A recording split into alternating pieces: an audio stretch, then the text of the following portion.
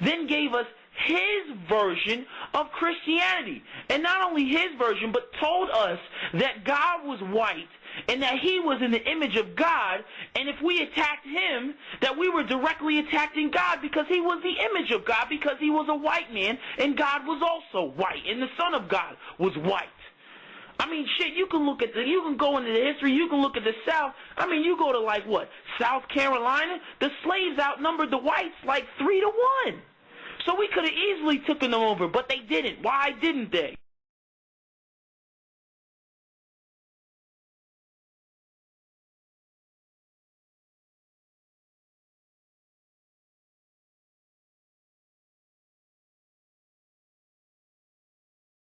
If only they were wise and would understand this and discern what their end will be.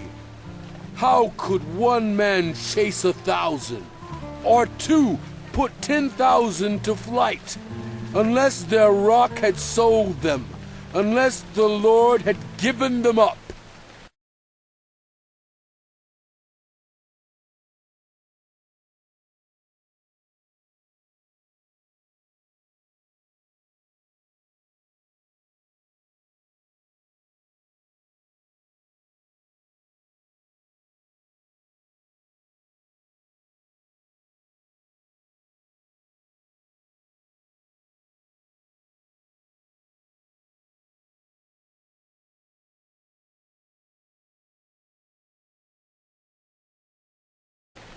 For their rock is not like our rock, as even our enemies concede.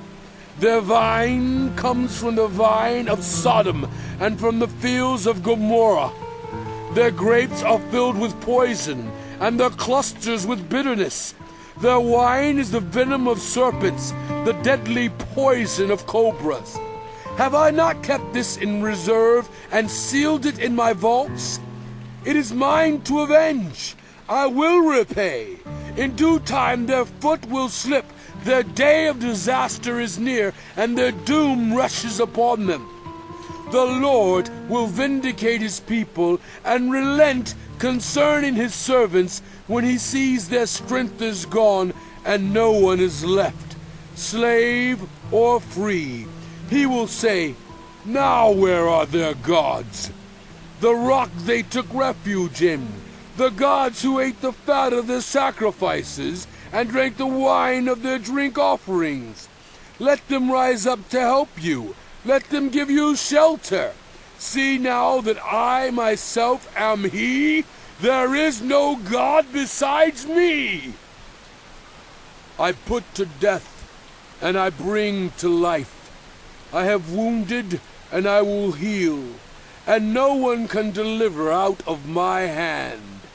I lift my hand to heaven and declare, as surely as I live forever, when I sharpen my flashing sword and my hand grasp it in judgment, I will take vengeance on my adversaries and repay those who hate me.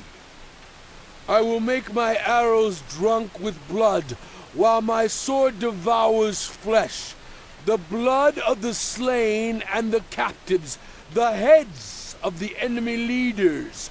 Rejoice, you nations, with his people, for he will avenge the blood of his servants.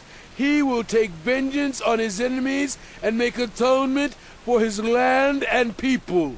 Moses came with Joshua, son of Nun, and spoke all the words of this song in the hearing of the people. When Moses finished reciting all these words to all Israel, he said to them, "Take to heart all the words I have solemnly declared to you this day, so that you may command your children to obey carefully all the words of this law. They are not just idle words for you, they are your life. By them you will live long in the land you are crossing the Jordan to possess." On that same day, the Lord told Moses, "Go up into the Abarim range, to Mount Nebo in Moab, across from Jericho, and view Canaan, the land I am giving the Israelites as their own possession. There on the mountain that you have climbed, you will die and be gathered to your people, just as your brother Aaron died on Mount Hor and was gathered to his people. This is because both of you broke faith with me in the presence of the Israelites at the waters of Meribah Kadesh in the desert of Zin, and because you did not uphold my holiness among the Israelites. Therefore, you will see the land only from a distance.